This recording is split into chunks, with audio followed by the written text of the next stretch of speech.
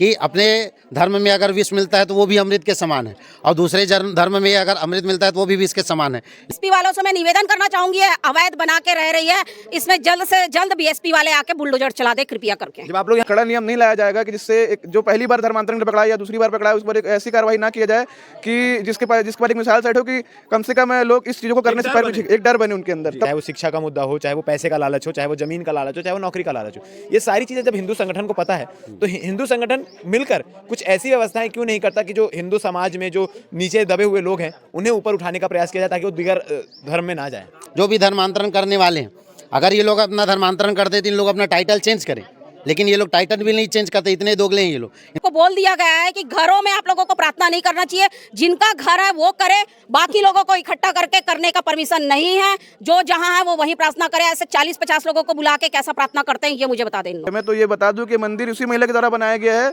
जो अंदर अभी प्रार्थना सभा चला रही है। अच्छा, एक और रविवार और एक और बार फिर से धर्मांतरण।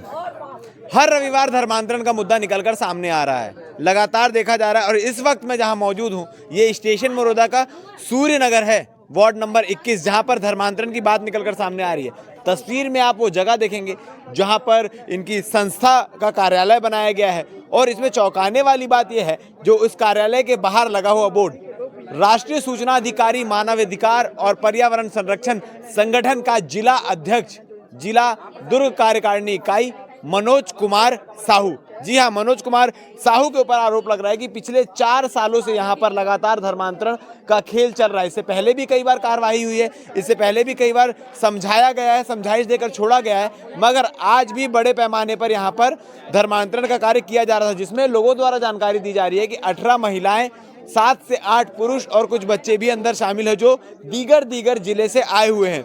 बजरंग दल के साथियों को जैसे ही सूचना मिली यहाँ पर आए, कार्रवाई की मांग की, पुलिस ने कार्रवाई भी की, अंदर जांच भी चल रही है कि भैया जो प्रॉपर्टी है वो किस लैंड यूज की है, यहाँ क्या यूज होना है और क्या नहीं होना है। और बजरंग दल के साथी मौजूद हैं, इनसे बातचीत करते हैं। जी, फिर से रविवार को बजरंग दल पहुंच गई है क्योंकि फिर से धर्मांतरण का बात निकल कर सामने आया है, क्या हो रहा था? बजरंग दल पहुंचती नहीं है, बजरंग दल को बुलाया जाता है, सूचना दिया जाता है।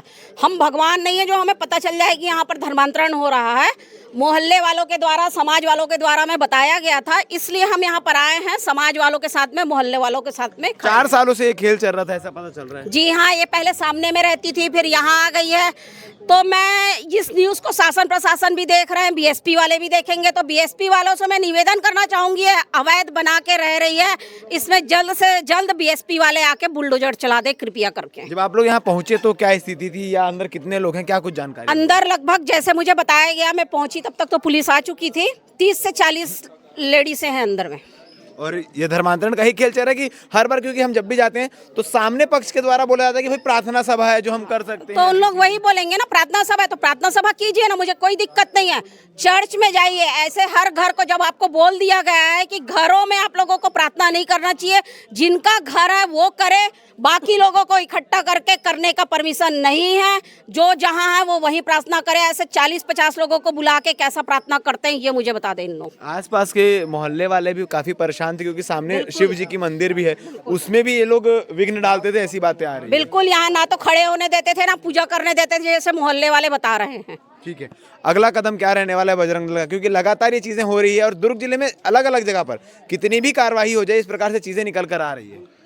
दरअसल ये जो सवाल आपने पूछा है इसका हम लोग तो लगातार प्रयास कर रहे हैं, संगठन, हिंदू संगठन सारे लोग प्रयास कर रहे हैं, लेकिन जब तक ऊपर शासन द्वारा कुछ ऐसा कड़ा नियम नहीं लाया जाएगा कि जिससे एक जो पहली बार धर्मांतरण पकड़ा या दूसरी बार पकड़ा उस पर एक ऐसी कार्रवाई ना किया जाए कि जिसके बाद एक मिसाल सेट हो कि कम से कम लोग इस चीज़ों को करने से पहले एक डर बने उनके अंदर, तब तक ये धर्मांतरण खेल लगातार चलते रहेगा। अभी आपने पूछा था कि ये मंदिर के विषय में, तो ये बता दूं कि मंदिर उसी महिला के द्वारा बनाया गया है जो अंदर अभी प्रार्थना सभा चला रही है। अच्छा, मंदिर भी उसी ने बनाया? उन्हीं ने बनाया मंदिर, और अभी पता नहीं उनके मन में अचानक से ऐसा क्या हो गया है कि वो अपना धर्म परिवर्तन कर लिए हैं, और उसके बाद साथ साथ और लोगों को भी करवा रही हैं। तो ये कितने समय पहले धर्म परिवर्तन की होंगी? अब उसका तो अंदाजा नहीं है। अब यहाँ के मोहल्ले वालों के द्वारा बताया गया है कि यहाँ पे ये मंदिर उन्हीं के द्वारा बनवाया गया और अंदर से भी झांक झांक के लोग देख भी रहे हैं।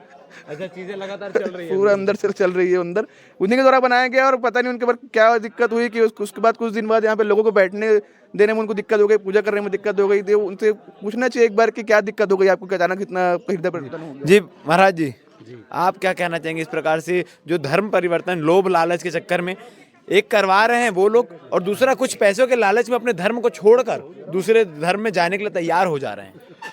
दूसरे भी जो करवा रहे हैं और जो दूसरे धर्म में जाने के लिए जो तैयार हो जा रहे हैं वो लोग पूरी तरीके से गलत हैं।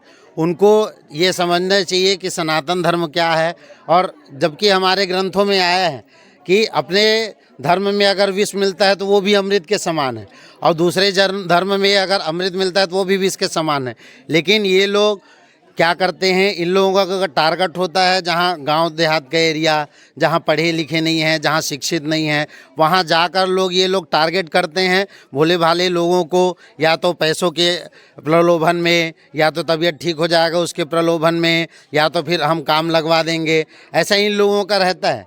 और दूसरा क्या है, अक्सर देखने को आता है, आप किसी भी व्यक्ति को देखेंगे जो भी धर्मांतरण करने वाले हैं, अगर ये लोग अपना धर्मांतरण करते तो इन लोग अपना टाइटल चेंज करें, लेकिन ये लोग टाइटल भी नहीं चेंज करते, इतने दोगले हैं ये लोग। इनको सरकार से भी लाभ चाहिए और ये हिंदू धर्म को पूरी तरीके से तोड़ने का भी कार्य करते हैं।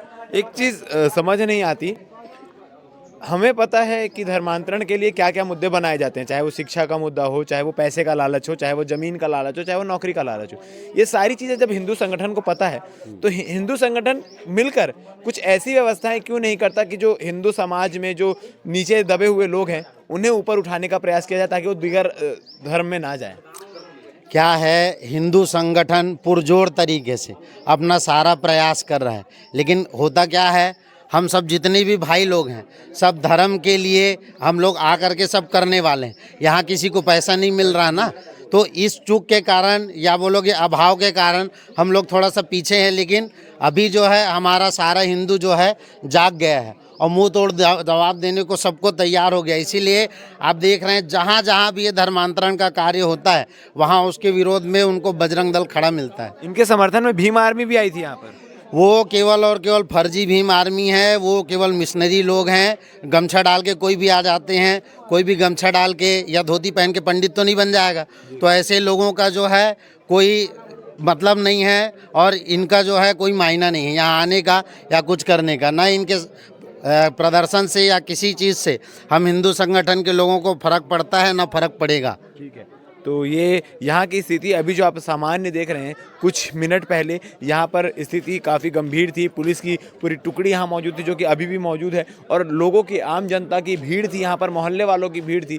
आपको बता दें कि लगातार अभी भी भीड़ बनी हुई है, अभी भी लोग यहाँ पर आना जाना कर रहे हैं, और जिस प्रकार से चीज़ें यहाँ पर चल रही थी वो अब जाकर थोड़ी शांत हुई है। मगर ये धर्मांतरण का मुद्दा है, लगातार निकल कर आता है। कब इस पर अंकुश लगेगा, कब नहीं, या क्या चीज़ें होंगी, ये देखने वाली बात है। हम दूसरे पक्ष से भी जानने का प्रयास करेंगे कि वो इस पूरे विषय को लेकर क्या कह रही है। बन रही है हमारे साथ, धन्यवाद।